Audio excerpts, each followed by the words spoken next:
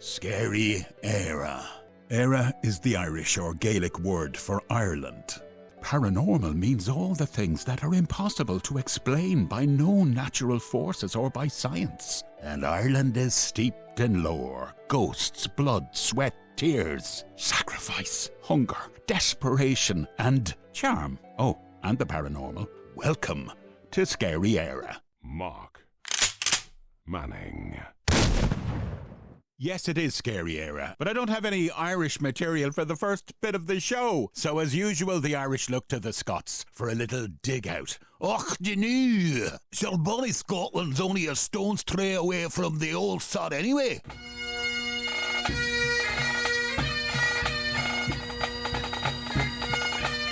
But gentleman on the end of the line, can you say the following word? Begorra. Begorra. Right, that was an excellent one. Right, you are now officially Irish. Honorary until I say otherwise, okay? Okay. Boys and girls and feral animals. Because actually, funny enough, I use that word feral. This man is in a feral part of the world, Scotland, but he also does a very feral thing for a living, which is a comedian. Hello, Billy Kirkwood. Hello, Mark. How are you? It doesn't get more feral than the bear pit, does it, when you're out there? Well, I don't know. It might be one of the hardest, roughest jobs out there in entertainment, but it's the best job I've ever had. The best job I've ever had. I tell you, I did a little bit of it myself, Billy. All right, okay, that's fine. I came runner-up to Paddy Kilty, who now presents The Late Late Show in the Bulmer So You Think You're Funny 1992. Whatever happened? Never, yeah, whatever. He used to run out on... He did some mad stuff in the 90s. He'd run out on stage with a balaclava on his head. And he'd start pointing the microphone at people. And this was... No, I better not say it, but if you know Paddy Kilty, you know his history. It wasn't too long after a major event. Maybe it was some form of trauma I think he was reliving, but he was hysterical and he was hugely confident. Paddy's fantastic. Paddy's absolutely fantastic. I love what he's done with the Late Show over in Ireland. Well, sure, everyone has an opinion, don't they? Well, there is. I think it's not the Late Late Show anymore as I know it. It's Late Late Light. Yes, well, I've got to admit, if I were to give a shout out to anyone, I happen to be really good mates with his warm-up act that does the studio warm-up. Big shout out to Tom Mahoney over there. So, yeah, good luck. Well done getting that gig, Tom. That's what I'll say. How do you handle that heckling? I'll be honest, I don't tend to get heckled because I'd probably argue I'm a bit of a energetic, larger-than-life persona on stage, I would probably say. And people that do tend to heckle me, don't do it again. So that tends to be, I don't tend to do too bad with heckling. But do you know something? My ethos is kind of this. We're all here to have a good time. We're all heartbeats beating together and having a good... So that's not the vibe I tend to bring, but...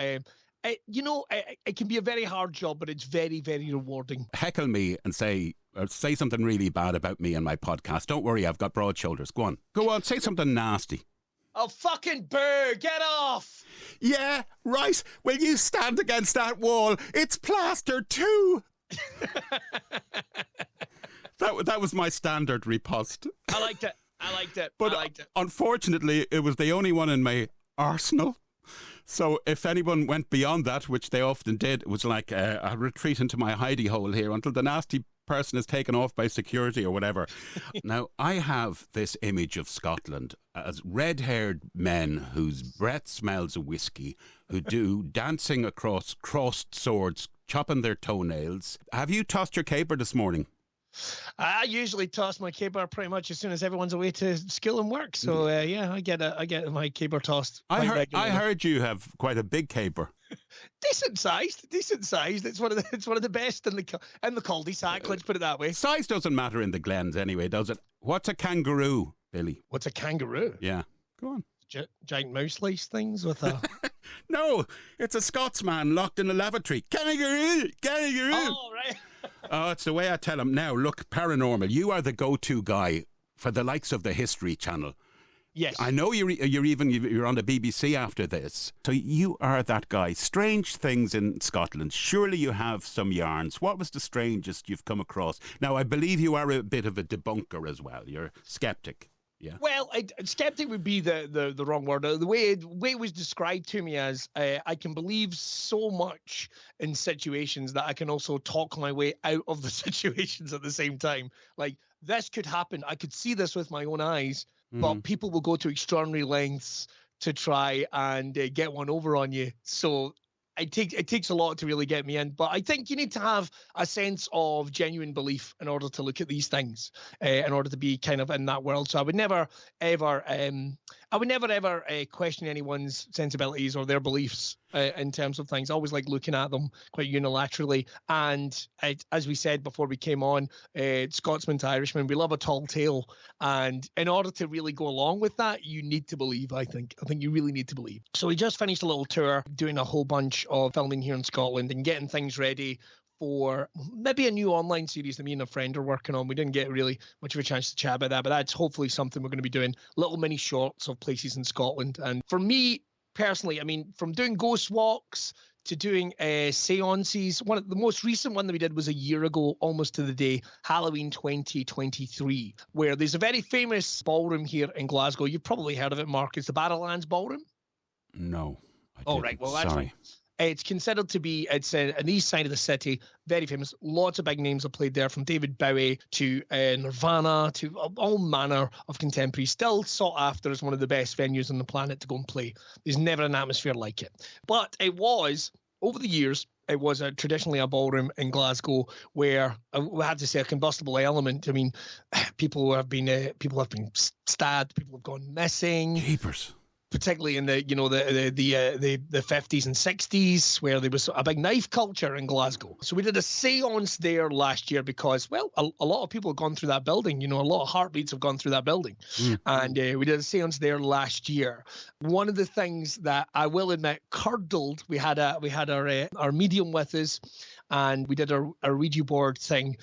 We did so many different things, actually, so many different reasons, because the technology of doing paranormal and ghost walks or ghost hunts, if you like, has changed a lot over the years. Yes. So we had a bit of a squad with us there last year, and it was great fun. But one of the things was when we asked for permission to do the Ouija board, it said yes, not Billy.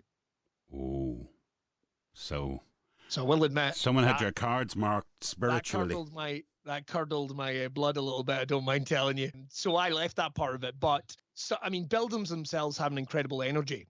Yes, but this is true.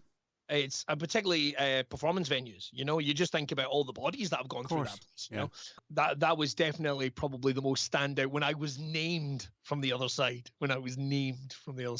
So, but it just, you know, something that really enforced my desire to keep going with these type of things. It really, really did. And on that night, sorry, it's what's it called again? Barrowlands, the Barrowlands Ballroom.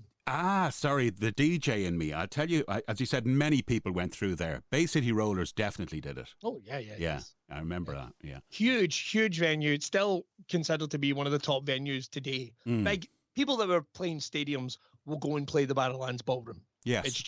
It's a different type of energy. Low ceiling, what have you. Yeah, but loads of victims. On that night in particular, we made connection with a lady that had gone missing. She had no idea where she was. She was stuck at the Barrowlands. She was just trying to get the bus home. We went through the documents and signing in books, and we found within one of the signing in books for the backstage, we found someone that was actually a convicted murderer that had been in there and had managed to make his way to the ballroom, but had never signed out. Dun, dun, dun. Exactly. So what happened on that night? I never came back either. Never came back. You can see it regular. This man disappears and never comes back.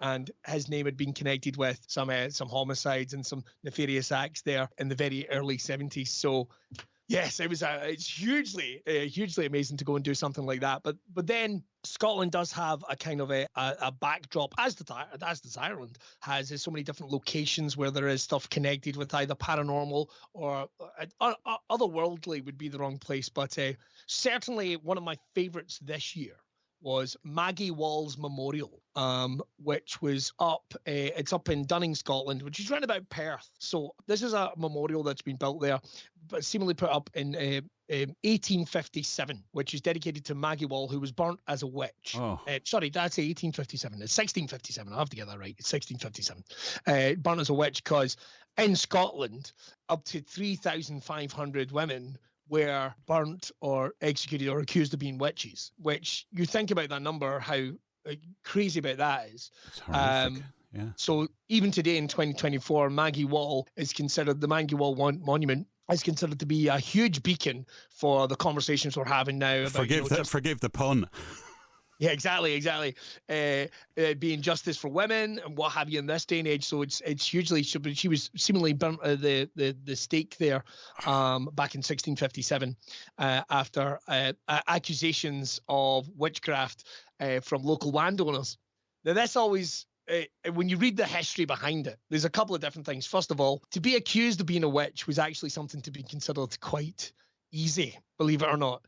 If you had a dispute with someone, you were a witch. If you were particularly good at singing, better than singing at someone else, you were a witch. If you were good at maths, if you were good at English, you were a witch. The accusations against women were very, very light in those days, but obviously some of the subsequent were just horrible. But it's considered to be a beacon in this day and age. And this was somewhere I never got to visit. And on the day we went, if you actually go to the memorial, you'll see that people have left pebbles and tiny little things of sending messages of support, either for women or for what that's meant for them, victims of domestic abuse and what have you. So the monument itself has an incredible energy when you go there. And in 2020, a murder, believe it or not, was committed on the site.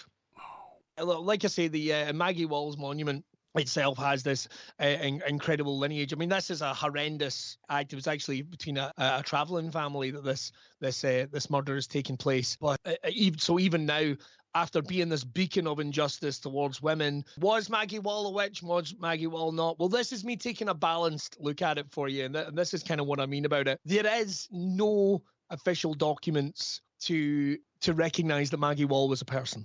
There is no official documents there that substantiate that. However, the monument itself has existed for hundreds and hundreds of years. So this is where we come from. It's like no one just decided one day they were going to make up this story. And I don't need to tell you, through the passage of time, the tires of any story, the tires of any myth can get kicked apart quite healthily. So, but one thing we do know is that there was, 4,000 people were accused of witchcraft. Nearly, 1,500 were murdered as a result of witchcraft inquisitions. So this is very real. I mean, whether or not the name is connected, whether or not, someone would want to worry about that, because like I say, justice in those days was someone turned up at your house and, well, that could be you done. So in terms of Maggie Wall being a person, I'll always say this, there is gravitas in the story. There is gravitas in the story because it means something to people. Someone kept this going. A bad myth will disappear, but a genuine story that meant something in the hearts of people will continue. So that's where we are with Maggie Wall. And it has grown feet. The myth has grown feet. I mean, there was a skull in a pub in Glasgow, which they claimed was Maggie Wall's skull for a long time. So it shows you it's just not contained to this one monument. It's actually stretched out beyond Scotland. Whether or not that's true, I don't exactly know. But it's incredible, because on the day we went up, there was so many people laying wreaths and stones from all across the planet. So Maggie Wall meant something. In that respect, she's very real. How many Maggie Walls do you think were, lowered into the water, and she drowned? She's definitely a witch. Oh, look, she survived. She's a witch, You couldn't really win, could you? No, Being a Maggie Wall. Not at all. The number that's been predicted is, like I say, it's roughly around about 1,600 women were murdered as a result of being accused of being a witch.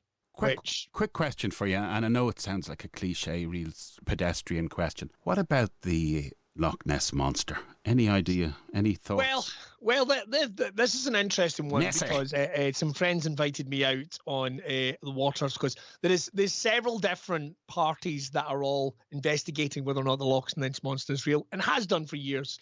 Again, these things always come from a kernel of truth with me, so there must have been something, a sighting. Do I believe that someone is out there in the waters deliberately trying to hoax the entire planet? No, I don't believe that. I guess it's not impossible. It's not impossible. I have never seen the Lochness monster, so it's kind of hard for me to comment. But whether or not I think it's real, it's like, well, people have put a hell of a lot of time into this. Yeah. A hell of a lot of time. It's like you said, though, it's kind of almost no smoke without fire.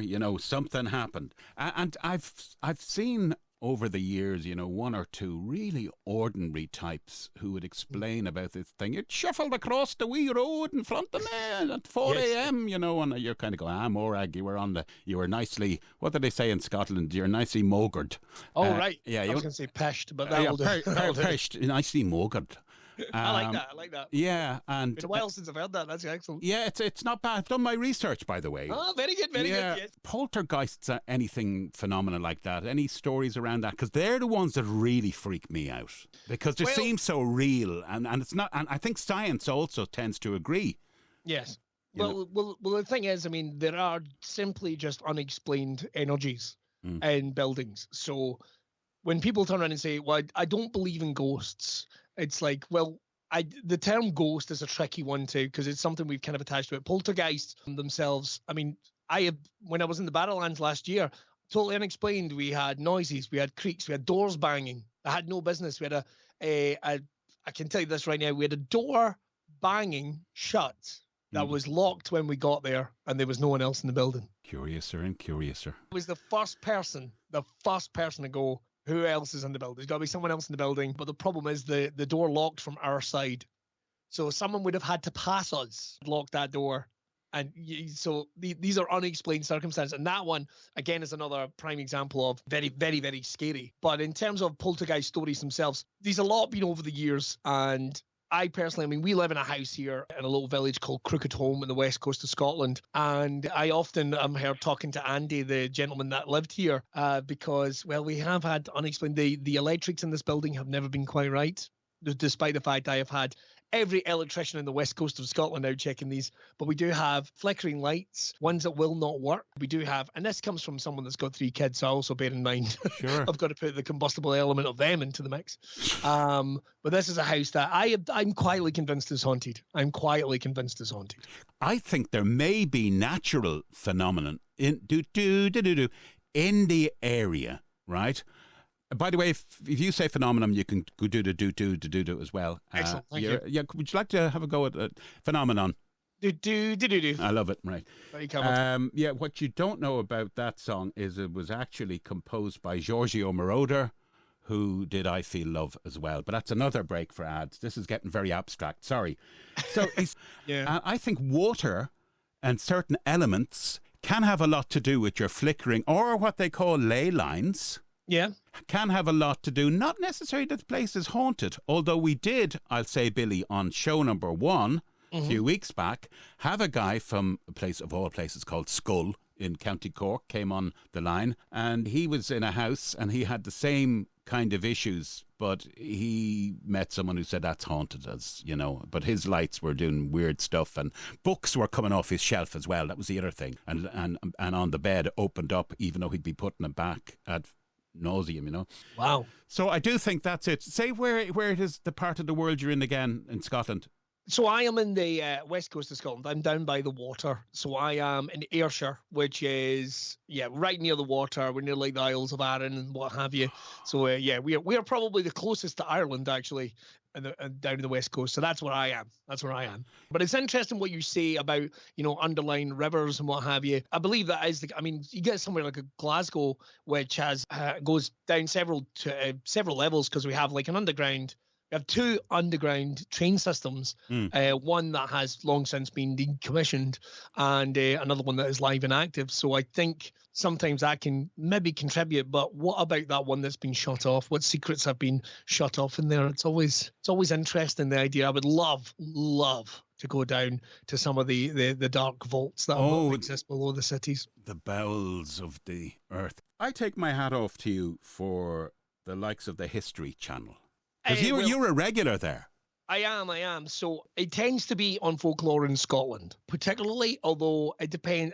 It's kind of constantly evolving. I don't need to tell you, sometimes you can be ready to be a talking head on any subject. Sure. Well, what they might even do is, we're going to visit this place. Would you like to come and film it with us? Could you do some research? We'd love your opinion on the story, or at least to surmise the story as well. Like, for example, we went to Yester Castle up in East Lothian. It's a ruined castle, and literally in the middle of a forest. I mean, the only way you're getting to this, Mark, is with an hour-long hike deep into the forest, which realistically you should only ever do in pairs. You should only ever do with communication. It is hard terrain to get to this castle. It is not really a tourist attraction, if you will, maybe for fans of the occult and what have you, but it's not an easy hike. So the most recently one we did that, and because I didn't really know the story, to be honest. It was one that went completely under my radar, because what it has below this ruined castle is a structure called the Goblin's Hall, which is short for Goblin's Hall. And this was basically called a direct descent to hell. This is dungeons below it. And there's actually some chambers within it that go below the waterline into the actual mountain, and the castle itself has ruined from above for no apparent reason. The research I actually did into it was one day this castle stopped functioning as being a residence and was never taken back up because of the lineage behind it. So sometimes we're storytellers on the radio, we're storytellers on stage, we're storytellers elsewhere. I can be bringing these stories to life a little bit for people. It's captivating. So that tends to be my job whenever someone like, the History Channel or the BBC will come up together, and then to give my opinions on it. I mean, the legend behind this is that the Goblin's Hall was built because the person that owned it, De Giffard, who was known as the Wizard of Yester, he served as the guardian of young Alexander III of Scotland, and he was reported to be a magician and a necromancer, and apparently he'd made a deal with the devil, who had brought goblins to the earth to construct the Goblin's Hall. So people could be brought, people could be sacrificed, people could be descended into hell. And so people would never come back. And the hall itself, despite the fact the castle is ruined, despite the fact that the actual chambers are below the ground, they are virtually untouched. Wow. It doesn't even make any sense. It sounds like a scary, bloody place. It's not so much Roman in the gloaming as in the hemoglobin. No. Did you like what I did there, Billy? I liked it very much. It's this beacon, this little beacon of, we talked earlier when you said, did you ever get a feeling of places? I got a big, bad feeling when I was at Yester Castle. It was not a place I wanted to be. I didn't like the journey into it because, if nothing else, part of me went like, one good fall, you could die getting here. A fall. It's almost as if it's saying, "Do not come here." Yeah, there's an ominous feeling. There's a very ominous feeling. It's almost like the forest is trying to protect you, keeping people from, keeping people from getting out, but getting in. Yeah, that was one of those. So whenever that tends to be my job in these places, we'll get in touch, and I'm more than happy to do it. Whether it's something I know I could talk a glass eye to sleep in terms of some of the stories, from the Gorbals vampire to Mashandon's mine to Maggie Wall. So I can call on you again, I hope. Anytime. And, because you are to tears. No, you won't. In fact, it's been really enjoyable listening to you. And what I'd say as well is, do look after yourself, won't you? It's been lovely talking to you, because I do a little bit of the cartoony Scottish thing, and trying to be funny with the tossing the caber and all that. But you have actually the gift of storytelling. You've brought it to life. And I'll just say to you, like, good people are scarce, so do take care of yourself. It's been an absolute pleasure to talk with you. I certainly will, Mark. It's been wonderful connecting with you, mate. Thanks, Billy. Absolutely delicious. Thank you. I love you too. Bye. Okay. If you've got an Irish paranormal tale to tell, simply email paranormalireland@protonmail.com and it'll be read out for you. Or you get to tell it on air yourself. That's paranormalireland@protonmail.com. Hoo-hoo, he's a mad rocket. Billy Kirkwood, master of the universe and consultant on all things Scottish paranormal, and a great comedian as well. We shall certainly be using his services again. What was that again, Billy, the last bit? Guy! A what? Guy! Never mind. And my thanks as well also goes to the lovely Sarah Campbell, English female voice artist, and she mavened us. Check out that word, yes, myself and Billy, and it was all thanks to her. You can get her on Voices123 and Instagram, Sarah Campbell 763. That's Sarah Campbell. Hey! Now we move on to a bit of class. David McGlynn, a.k.a. the Squire, is busy in the bowels of Scary Era. Are you there, David? If the horrid traffic in human flesh be not by some means or other prevented, the churchyards will not be secure against the shovel of the midnight plunderer, nor the public against the dagger of the midnight assassin. Madame de Rubigny-Barre was an authoress of considerable talent, and published an account of her life and sufferings during the French Revolution in 1822. She bequeathed her body for dissection to the Professor of Anatomy of Trinity College for the benefit of science. However, in the 18th century, those who had not decided to protect their bodies after death by offering them up to science, or through funerary monuments known as mortsafes, often became the victims of grave robbers, resurrectionists, and sack-em-ups.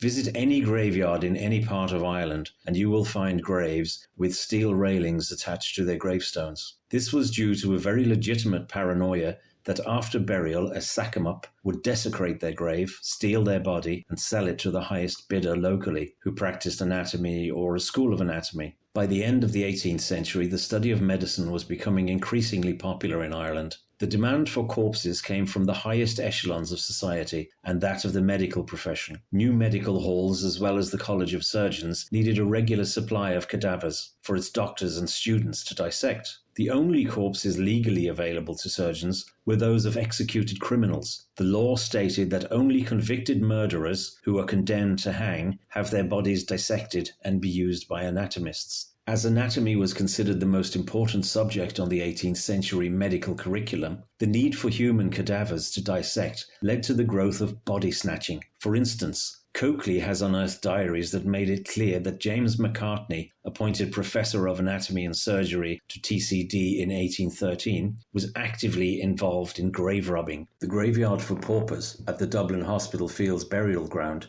or as it was widely known, Bully's Acre, which adjoined the grounds of the Royal Hospital in Kilmainham, was the one most frequently raided.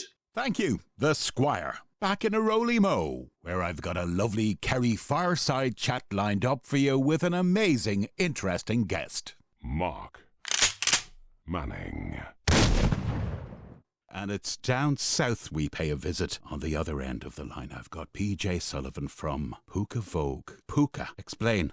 Puca, of course, is obviously used in the ghosts will say name per se, and actually a lot of people have the Puca name like you have other events that have it. But for us, it's Puca, of course, being involved in paranormal. It ties in perfectly what we do. We're Irish paranormal investigators, so we're Puca Vogue Paranormal. We're based in Killarney town, so of course we're down south. We can be found anywhere. That's the problem, Mark. You could find us literally anywhere. Oh, have you gone like around all the country, have you?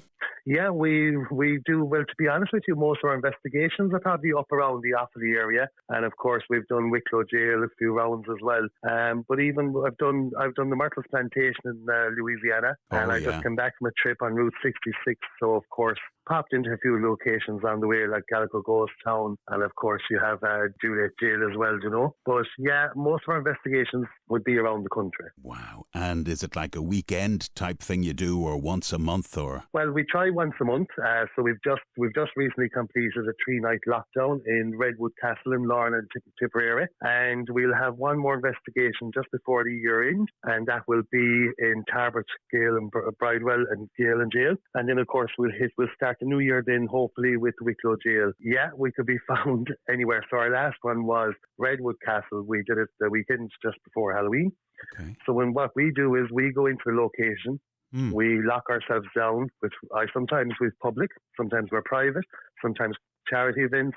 We cover all angles, but for this one we had limited guests Saturday night, regular guests with us again Sunday night, and then Monday night we had a group. So we cover all the bases, but we literally go to the location, set up 5 to 6 cameras, get it ready. Then when people come, if there's anyone new, we give them time to get used to it. Because of course you're going to be around the building for the night in the dark, and you want everyone to be comfortable because the energies, you're trying to build it up. But yeah, so that's what we do. We start our investigation and we continue on till about 3 or 4 in the morning. And then afterwards comes the hard part of reviewing 50 to 60 hours worth of footage from the night. Fantastic. Let's just roll back slightly and get some basic stats. So how long has Puca been in operation? Well, Puca Vogue is in operation itself since around 2021. I'm a paranormal investigator for the guts of 20 years, and I used to go with regular people all the time. But you know yourself, life moves on. People move on to different things.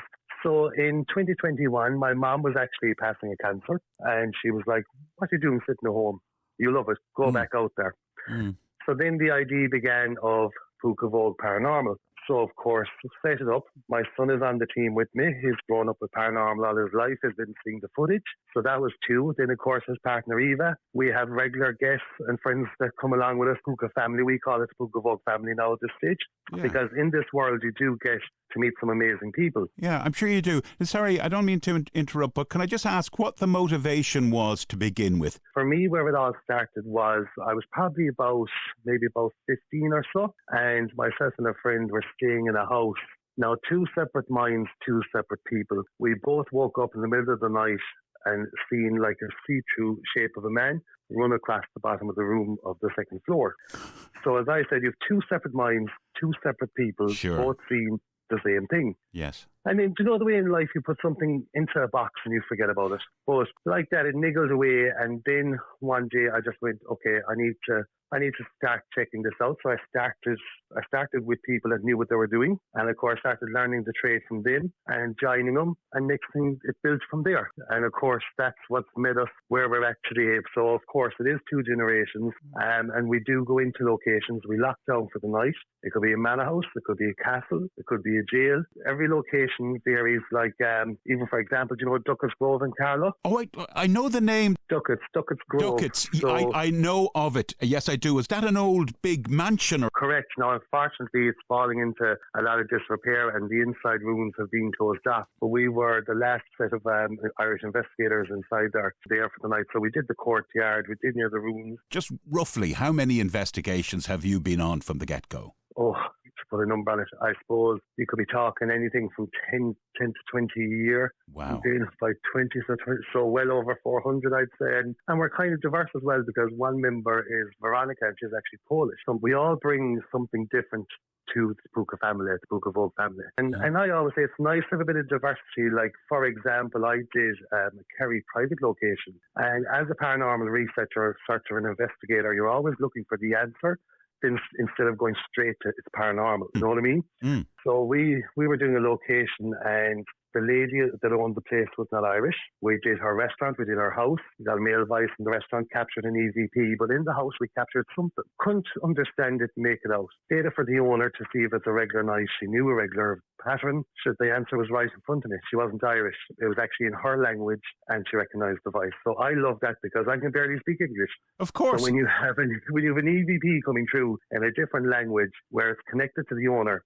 that to me was a fantastic catch. So hundreds of investigations. You would have gone to all the well-known places, I'm guessing, the Kinnity castles. If you mentioned awfully so, Leap or Lep Castle must be in the equation somewhere. Absolutely. I'm going to Lep with, I suppose, well over 10 years. I'm going to Sean and Anne Ryan of Lep. So, you see, you have a nice little nest there in Offaly, because you have Lep Castle, and about 10, 12 minutes away you have Kinnity. Yes. And then on the other side of Burr... Is it that close, PJ? Is it that close?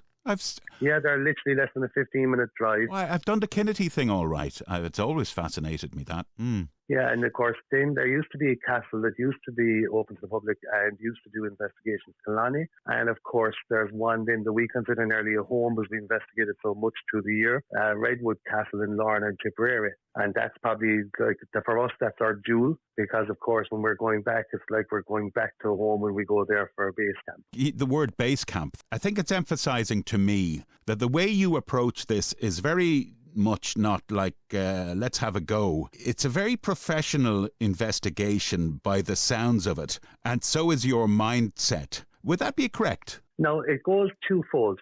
For us, absolutely, what we do, we take very serious. It is professional what we do. Now, on the other side, we are responsible for people, be they regular guests or be they somebody new. So we have to have an element of safety. But we don't go in saying everything's paranormal. We do say we are non-profit. We're not putting on a show. People say ghost. It could be ghost, spirit, man, woman. I prefer man and woman because I lived. Mm-hmm. But I always say we can't guarantee anybody anything. To investigate, they're more than welcome to come along with us. And after that, it's up to the building. It's up to the people in the building for what happens on the night. And how many people would you have on a typical investigation? Well, I like to keep the numbers low because, as I say, we are a non-profit. I'm not out to make money. So, for me, it's the quality of the investigation. So you do have to get people comfortable. For me, I like to keep it intimate. Generally 10 is the number I go for, but it could be 8, could be 6, could be 11. That's generally where I'm around. And are people up all night, or do sleeping bags get employed? Well, when we go, we lock down for the night, and people have the option of either staying or if they want to go home at the end, no problem at all, because it's not everyone's cup of tea. And I always say you need patience, because if you have no patience, you definitely don't become a paranormal investigator, because you're sitting around in the dark for hours of the night. Yes, you take regular breaks, but if you're someone that has no patience, forget it. We would generally start at around, guests would come after 8:30. We would start investigating at 9:30 or 10, depending, of course, if it's winter or summer. And we would continue investigating till about 3 or 4 in the morning. But again, it's down to the building. If it's a bit of a flat night, we could be finished by 3. If it's active, we could be going till 4. We can't script it, I suppose. That's the best way to put it, yeah. People arrive on these investigations, and some of them are probably revved up for something to happen. They're in that mindset of expectation. Now, that's, I think, when imaginations can run riot. You are very level-headed. Do you try and temper these people at all as to what to expect? Yes, we try to make them a little bit fun as you go along, because it is a long night. But you could be in a room at, we'll say, 11 o'clock. You could be down there. I always say, once you turn off the lights, dim everything off, just strip it back. You are actually the best paranormal tool for investigating yourself. Of course. They're heightened. Coming back to level-headed, before anyone comes with me, I always make a point of speaking with them if there's someone that hasn't been with me before. Just to remind them of how it goes, because it might not suit them. So I prefer to break it all back, letting them know this is not going to be a horror house. This is going to be a paranormal investigation. So I already set the mindset. When they come, a base room will always be comfortable, get people comfortable. That nice feeling before you go and turn off the light. And that's where it really builds from there. Like, for example, even what I love is when you have an empty room and the cameras capture something in the background, but yet there's nobody in the room. Yes. That's what I love, when there's something to actually back it up. And then if I see something and there's a natural reason, of course I'll say what the natural reason is. Like, for example, we don't bring under 18-year-olds. We don't bring kids. Yeah, you don't want someone acting the maggot, basically. No, well, and of course, like, some people, like, anything can happen. You know, you have to be safety-wise as well. But we recently did Tarbert Bridewell jailhouse, courthouse and jail. And 2 of the guests that were with us just on Saturday night, Halloween, they were with us in Tarbert. We played an EVP we captured. It was a child laughing in the background. And it was great for them because we had no children there. We don't bring children on lockdown. So for them to hear that, it was great from a personal point of view for them as well, because they were able to witness on the night we did not have children there. So that's what I love. I love when it's something that you know for sure you can't rule out. Like I always say, I share a lot of what we get on our Instagram and our Facebook, but I often say it's up to you to decide. But anything I'll share will be something I can send over, as in there's no reasonable explanation for this happening. What constitutes a lockdown? So, like, what are the do's and don'ts, or what's the setup before you go live? Okay, so what we do is we get there earlier. We set up the castle, manor house, whatever it is. We set it up beforehand. Then we would have whoever's joining us at night come around 8:30. Let them all get used to each other. And then at around 9:30, 10, lights go off. We usually start, for example, if it was Redwood, we start at the ground floor. We would build up through all the floors, go through each one. And then, depending on how the building is reacting or what we're getting, we'll tweak to suit. Like, for example, you mentioned Lep Castle. In Lep Castle, there's the bloody chapel at the very top. So of course, if we're getting movement or if objects have been moved there, we'll focus there. But if something is happening on a lower ground floor, we'll go to there. And in Redwood Castle, it's like cat and mouse. You could be in one room, and you see, we use devices like trigger alarms, touch objects, things that are so light, easy work with. You don't have to spend crazy money, but you just want to get an alarm or so forth. And it often brings us, when we're in a room doing investigations, to take us to a different room. So you can't plan down to how everything will go, but you'll have a general rule of how it goes. The other thing, of course, is footwear, safety. They're all the the basic elements. Of course. You know? And a hornet's nest, I'd imagine, when it would come to litigation and all. I hope they sign lots of forms before they absolutely take up their positions for the night. Well, we're very lucky because the people that have come down to the EIRE S1, people that come with us once, a few have become regular guests. And as I said, that's why they're like, we'll say, the Puca Vogue family, because I don't believe in like hierarchies. We're all there for one reason: experience or investigate, research, whatever tagline you put this. But you're left with more questions than answers. But I do like validations. For example, another paranormal group did Wicklow Gaol as we did, and we both captured the same name downstairs in the same area. So it's great when you have another team that captures something similar. Or the same in Redwood Castle, we got a lady singing. They also got it. We'd also got a female voice. So it's great as well when you have good groups that you can compare notes with as well. PJ, I recently put out my trawling net for contributors. I had one person come back and she said, this paranormal group is defunct. She said, we were at it for many years. We went all around the place and we never got anything. But you know what she said, PJ? And she wouldn't have been the first. Wicklow Gaol. She said she was in a cell. She asked a question. She got a yes on the EVP. And to her credit, she didn't claim anything else. She wasn't saying ghost, I know investigations, paranormal investigations are a waste of time or anything like it. But it's funny that she just said it was Wicklow Gaol. And I heard somebody else saying this recently. It seems to be very active down there. It is like that now, as I say, like our last visit there was maybe last February, and a certain pattern of events with one of the cells happened again. But as I say, the great thing is to get the same names and EVPs as somebody else. Absolutely. And like that's why we'll say Redwood Castle from a location, because you have so many different rooms and floors and the sound is all closed off. It makes it that bit more, we'll say, better for an investigation because you know you can isolate so many noise. But that thing, you also be conscious of background or noise. Of course, extraneous. And of course, exactly. And in, of course, that castle, there's a chapel and there's a room called the priest room. Like, for example, I was there with guests on, I think it was on the Sunday night, and we were in the priest room, and literally twice. And these are the old doors with the latch where you can latch them shut. The door actually opened twice in the room while we were doing a session inside there. Whereas on a previous investigation, the door was, do you know when someone's grabbing a handle and they're like pushing a door in and out to get in? Yes, struggling. So that's what we got the last time. So it's great to see that, again, it had built a bit more. When PJ Sullivan is in the winter of his years, and let's just say he's having I don't know if you take a drink here, he's having a malt.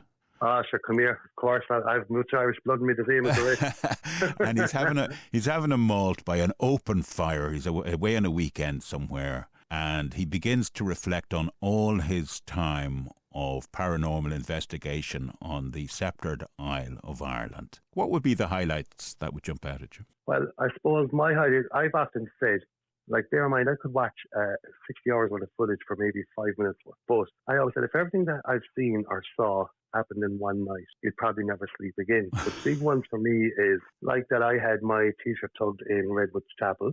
There was 2 cameras on it to capture it. Then, as I say, we had the voice of a lady, a voice of a child. We've had the laughing of a child in Tarbert, Gael, Bridewell and Gael. Then you've had, we'll say, objects move. So, like, you've had so many things, shadows. Like, even, for example, I did a live in Redwood with a regular guest. We're all in the room on the live, so you can see everybody clear. And I can't whistle. I'm brutal for whistling. I said to my son, Leo, I said, whistle. And we'll ask them to copy it. And a whistle echoed back up the stairs to us while we were even on the live. So that's what I love. But you end up with more questions because you're still trying to figure out who is it? Why are they there? You're trying to find their story. So every time you go away, you'll find something on the cameras. You're going back with a new set of questions. So you always end up with more and more questions than answers. That's the thing. But as I say, when you've felt like someone is standing in your nose, or for example, I was lying on the ground in Left Chapel in the Bloody Chapel, and there was another investigator with me. She was against the wall, static camera videoing me. I lay down. We were getting activity near the obelisk, and I presume you know what an obelisk is. And we were getting activity from that area. So I lay on the ground. I had an Irish medal on me, and I was like, come forward, come towards me, knock it off. So it was obviously, of course, this castle was in a lot of history. Sure enough, just 2 people in that room, everybody else 3 floors down. One with a camera on me, and I lying on the ground with the gravel in the dark. And all you could hear was the stones moving underneath, coming closer and closer and closer. And then, of course, the metal moved. But that's what I love. I love the fact that you can have intelligent Sure. Like, for example, we were doing an investigation even there recently, and I said, can you use your voice to communicate with us? We played back the dictaphone at the time. We got an EVP of okay. When a guest asked the question later on that night in a similar area, was it them that had been moved the object or at the door? They got back a yes. So that's what I love. I love it when you're investigating it to find out more for the story. Have you ever encountered anything that you felt was just pure evil or demonic? Well, not demonic per se. Like, of course, that castle does have an element of black magic. In there, I have myself and 2 other guests were in an area we could smell like rotting flesh. And there was 2 ladies and myself. And next thing, I was talking, but another male voice came over me. And on a separate investigation, a female voice came over on the dictaphone. But you could feel the eeriness. That's what I'm saying. You could be in a room, you could feel it flat. You could go back an hour later, it could feel very heavy. You could just notice the difference. But Yester Castle being one, but the other, my biggest one was probably Wicklow Gaol. I was in solitary confinement with a group. I was standing by the wall. The only way I can explain it to you, and I am a level-headed person, it's like someone was standing into my nose, head to head with me. But I knew there was nobody there. No physical person, I should say. Then the only way I can explain it to you is just like they put their head through me, and I ran. And yes, and as an investigator, I did run, and I'm a fat man, so running isn't my forte, but I did run. As the night went on, because I actually was going to leave the investigation, it gave me such unease. I was like, I'm out, I'm done. Of course, then I settled, went back into it, put the head back in the game. But as the night was going on, my face was getting hotter and hotter on one side. So by morning, spending the whole night with these people, my cheekbone was burning hot if you put your hand near my face, and there was like 3 marks on it. So, of course, that was my initiation, my first time there. Then, of course, we learned about Jack the jailer and how he used to brand people. And, of course, I was in his cell at that time. So then, as I say, last February, I tried an experiment where Eva, who's my son's partner, she's on the team, I put Eva into the same cell, but I didn't tell her which cell it was. I wanted to see what would happen. Well, I went to the next door cell. Sure enough, they started feeling the uneasy. They felt they were tugged at. A lot, again, mimicking the same heaviness that I'd experienced years before. So, again, that gives more clarification to it as well, you know? Vindicated, totally. And that's what I like to keep things over a level playing field. But, as I say, if you have a camera, like I do have clips there on the site, where if you have a camera facing the stairs, nobody comes up, nobody goes down. Next thing, you get a male voice at the back saying, help me. There's no physical person there. Who is it? What can we do? Have you ever come to a place that you felt perhaps a deja vu connection with? In a way, I suppose I do with Redwood Castle as we go so much. But I picked up on that. You mentioned it quite a few times. That's right, because that's a lot of our investigations, but with different people and different, like even for example, Rebecca McRedmond, she's a singer in Galway. She was on an investigation with us there once. I wanted to use music, see would it build the energy of the building, and her dress gets tugged. And she's just before it, Eva says the room has gone very tense. I watch back the footage, her 2 legs are on the ground, her dress does float outward. And I'll never forget the fear that was in her at that time. So these are all the things, like to any person that go, it's crazy. I always say it's not my place to convince anyone. I'll share what I find that I feel I'm standing over, and I let people make their own mind up. But like if you think about Tarbert Bridewell, children's voices, EVPs, objects being triggered. If you think about Wicklow Gaol, if you think about, let's say, Kinnity Castle, Yester Castle, all these buildings. But I do say it's a numbers game. How many people have passed? How many people have gone through them? Is it residual? Is it to the person? So that's the thing. I often say the numbers don't add up, but all I can do is keep investigating. Did you ever do any investigations in Cork? In Cork, I did private public house. Private public house in Cork. That was a bar that things that happened to staff they captured on CCTV. But most of it is probably up the country. I suppose a good one as well is, have you ever heard of the Myrtles Plantation in Louisiana? I've narrated bits for it over the voiceover business I do. Yeah, I've heard about it, yeah. Well, friends of ours were at Mardi Gras, and of course, when you're a paranormal investigator and you're so close to the location, you kind of go, I have to go. So I went out there, and on that, I booked in for the night, and I was staying till morning. But when I got there, I realised I was the only guest. There was nobody else there, and the groundskeeper was living in a cottage on the ground. This was pre the fire, they had a fire a few years ago. But that night, I was investigating upstairs in the general's room. The only way to explain it to you is, I was doing my call out, I was trying. I felt, the place, you can feel it, but I wasn't getting much, not that I knew of. When I watched back my footage, because I woke on one stage of the night, I thought there was actually somebody in the bed. but there was, of course, nobody there. But it did wake me with a startle. Watching back the footage, there's a girl's voice, and of course they have the story of Chloe, and sure enough, she's there going, 1, 2. There was nobody in that building with her, and you'd know the tone. So that's what I love. I love when it's something that, of course, like in the morning, I had slept well. I had slept through that, didn't know. They were like, oh, we meant to tell you, set the alarm at 3. The residence is often being seen and heard. I left there thanking them. Great experience, beautiful location, not knowing what I was yet to see. Just amazing. So really. it's a crazy life being a paranormal investigator. Do you get much sleep? Passion. Do you get some sleep afterwards, after all that? You're always wrecked. Like, that's what I mean. At the moment now, since Halloween, because we had the 3-night lockdown, like at that stage, you're talking 60, 120, 180 hours worth of footage to trawl through. And when you're, of course, because it's non-profit, I'm working full time, so it takes me a bit of time to get through everything. But it is passion. It's what we do. Quick question for you as well. So I'm thinking myself, okay, the Kinnity castles, the Leap Castle, Charlesville, is that another one? Or Charleville. Yeah. So they're all, and the Wicklow Gaol and the Hellfire Club. Do you ever do the Hellfire Club? Yes. No, I haven't done a full lockdown investigation. There's actually a fellow paranormal investigators in Ireland. They do quite a lot. But just for logistics and security and lockdown, it's one. I've never done a camera lockdown, and of course, there's no electricity, as you know. So I often find, if you took, we'll say, Duckett's Grove, at least it's outside, but at least you have electricity of pints because for me, I like to be able to show what I do and what I see and what I hear.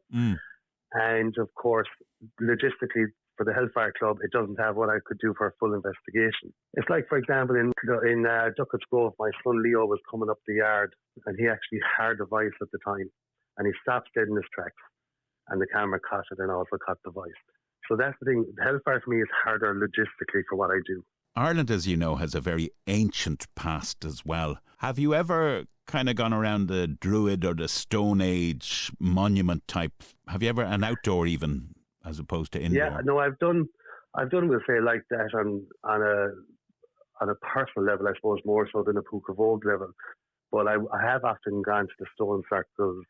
And I would bring things like a K2 and a dictaphone just to see would I capture anything there. Now, I'll be very honest with you, to date, I haven't, but it's so hard in the elements. Do you mean it's so hard? And like you're literally relying on, you could be set to go, next time you get there, it's raining. Yes. There's wind. Do you know what I mean? Experienced and personal in them. Wow, I'm thinking, isn't there stone circles near Kinnity as well? There is indeed, and there's plenty even around us here. In Kerry, there's many fields you're going to see them, you know. There's so many locations around the country, and it's, to be fair, that's why I like to support these places. Like, even if you look at Yester Castle, Sean Ryan is the caretaker, the keeper. It's his baby. He's trying to preserve it. If you look at Redwood, that was actually at one stage in the 1300s, totally empty, destroyed, 4 walls. And these people have brought them back to what we see today, and they're preserving the history as well. So that's the thing. And each of them come with their own story. That's right, yeah. I know that man, what's his name again in Leap Castle? Sean, is it? Sean Ryan. Yeah, I mean, it's a labour of love with him. Absolutely, and I've often shared with Sean some of the captures we've got there. Yes. I'd often sit down, or he'd ask us in the morning, how did we get on? But I love Sean's thinking, because of course it is his home as well, and he goes, I don't call them ghosts. They're just people I cannot see. I like his thinking of it. When you say findings, photographic findings, what's the most bizarre, or is there anything that actually looks so real that you cannot mistake it for anything else but a spirit? Or how do you feel about orbs? I would say light anomalies more so than orbs, because orbs can be an awful lot of dust, movement, very hard to decipher. Whereas if you have a room that's static and there's nothing, we'll say there's no constant pattern of orbs or dust or whatever, but yet you're getting a light anomaly coming straight across or going at an angle. I'd always zoom in just to see, is there a tail, is there an insect? I wouldn't take them at face value, but what I do like is I use a lot of insects, because of course in the digital world people can manipulate any type of picture, so I like to go old school. So I use the insects, which you like the Polaroid long ago. And of course, like for example, now there was a stairs, the spiral stairs where you can see through each step. Yes. So we had movement at the top, the Great Hall, the top of Redwood, and it was coming from one area. So we were like, if you're there, can you stand in the photograph? Can we see you? Like a painting, a picture, trying to relate to them as to what it would have been in their time.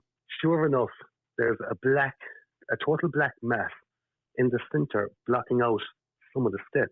And of course, we always take 2 photographs because if something is generally in both, it could be something natural. If it's only in one, then of course you're getting a question. So I said, going to take a second one. Can you show me again, use our energy, so forth. Second picture, it was larger.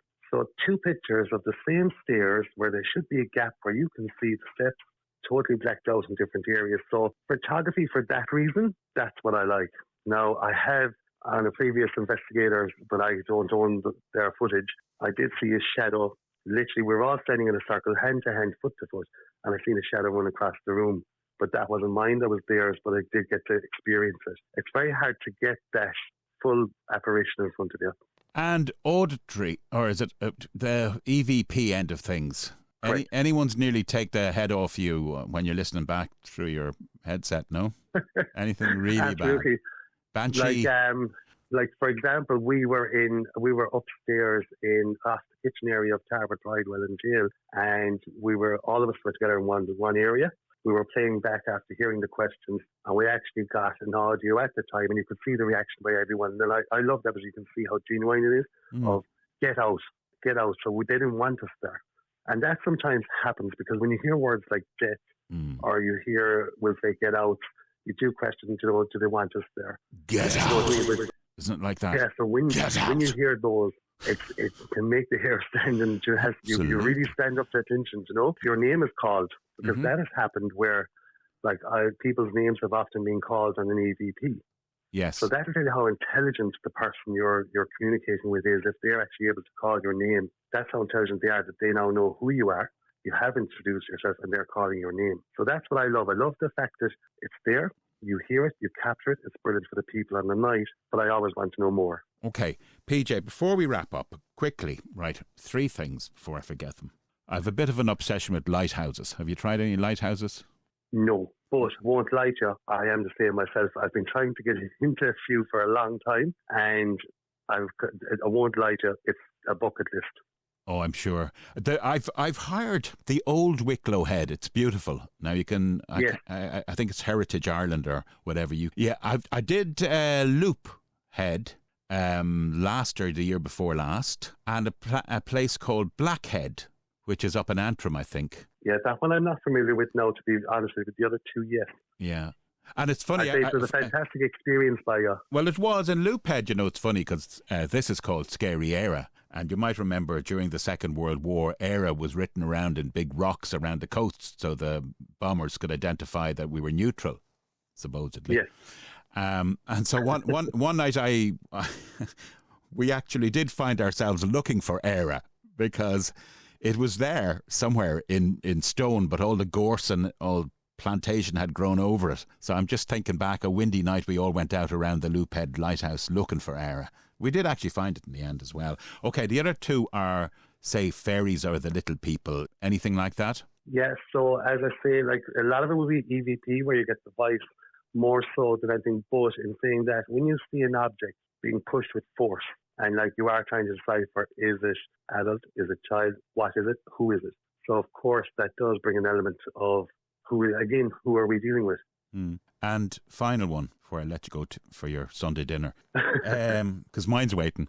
Banshee. Yes, we all grew up, of course, with the Banshee, and especially that storyteller, Eddie Linehan. I think he was any one of my age group. We've all grown up with the Banshee. I've never heard the Banshee. We've all heard the stories, because of course there was so much folklore back in the day. But the only thing I suppose I could relate to is I was asked to do a cemetery, which is normally not where I do. But I was asked to do it, and we were outside a Pacific area, and we could smell the incense. We were standing there saying goodbye. We'd actually finished. We could smell the incense. And when I quizzed back again with them, when I went back with the findings, they were saying where we were standing long ago, be it a cart or a hearse, they used to take the bodies, take the coffins out there and do the incense around them. Because that night it felt like we were standing in the middle of a funeral. That's the only way I can explain it to you. Yes. So there was this incense smell. We could all smell it. It wasn't just one person or an idea of thought of suggestion, but it was something everyone could smell at the time. And I always say it is one that stands out to me as well. It was like we were actually standing in the middle of a funeral at that moment in time. But no Banshee. No Banshee, I'm afraid. And so you should be. Be afraid. Be very afraid if you're listening to Scary EIRE. My thanks to PJ Sullivan from Puca Vogue Paranormal. Righty-ho, remember, if you've got an Irish paranormal story, and it need not necessarily be Irish, get in touch with us, paranormalireland@protonmail.com. Next week, you're going to be hearing from Lucas Balls, if you pardon the expression. No, the same as the drink. He's actually a lovely guy, a Belgian film director, and he's got a story for us all about a haunted house on the Belgium-Holland border. I'm Mark Manning. Somebody has to be, from Ireland. Good night or good morning, wherever you are. Take care, 'cause I care.